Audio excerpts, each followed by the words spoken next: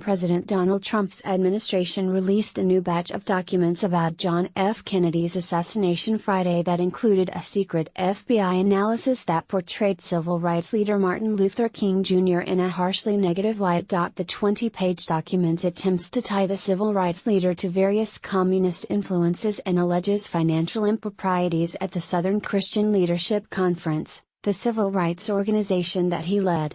The document also contains insinuations and assertions about King's personal life, including extramarital affairs and other sexual improprieties that would have been deeply embarrassing to King at the time. It's not clear whether the authors of the document verified any of the information. It covers a time in King's life when he was pushing for monumental, and now much celebrated, change in America. The document makes clear the FBI's focus on digging up dirt about a man who had become an icon.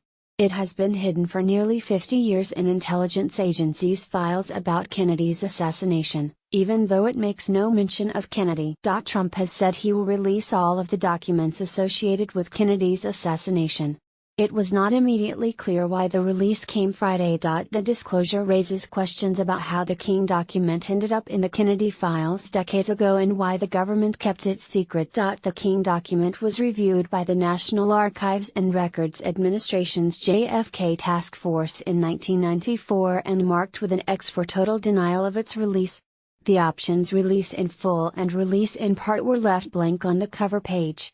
Trump ordered the National Archives to release all the documents.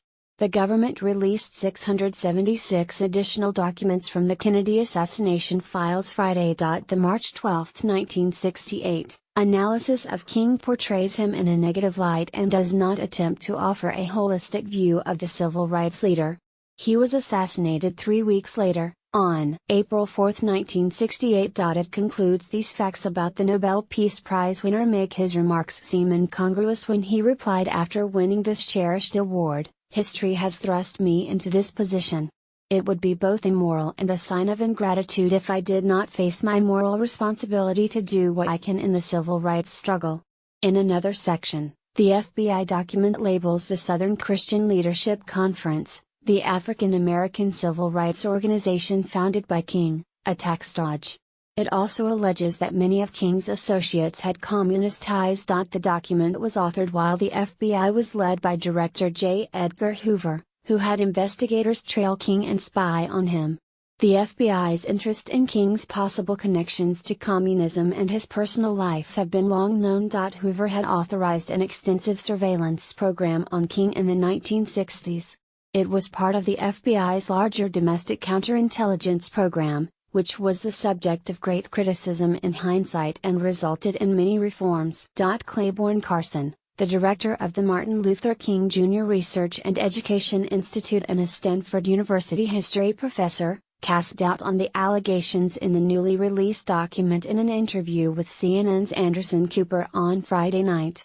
"When we look closely at this, what we see is that there is a person who is trying his best to damage Martin Luther King's reputation," Carson said, referring to Hoover. In 1964, a package containing tapes and a letter to King was delivered to his house and opened by his wife, Coretta Scott King. The letter appeared to urge King to commit suicide. It included the line, "There is only one thing left for you to do. You know what it is. You have just 34 days. A Senate committee later confirmed the anonymous package had been sent by the FBI.